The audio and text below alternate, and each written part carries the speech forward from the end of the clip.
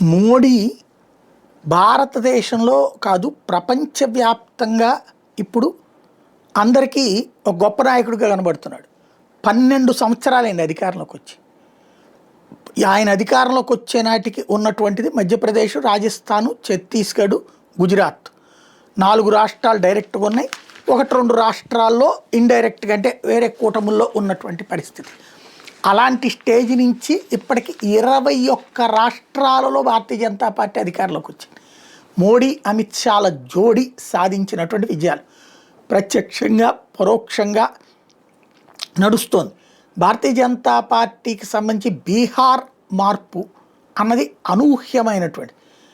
అదే సందర్భంలో ఇక తమిళనాడు ఇట్లాంటి ప్లేసెస్ని భవిష్యత్తులో స్వాధీనం చేయగలరా, గెలుచుకోగలరా లేదా అన్నది పక్కన పెడితే, భారతీయ జనతా పార్టీ చరిత్రలో కాంగ్రెసేతర పక్షాన్ని ఆ స్టేజ్లో 3 సార్లు ఓడించడం ఒక ఎత్తు. రాబోయే రోజుల్లో మళ్ళీ నెక్స్ట్ ట్రిప్ కనుక ఓడిస్తే జవహర్లాల్ నెహ్రూ రికార్డులు కూడా బద్దలైపోతుంటాయి.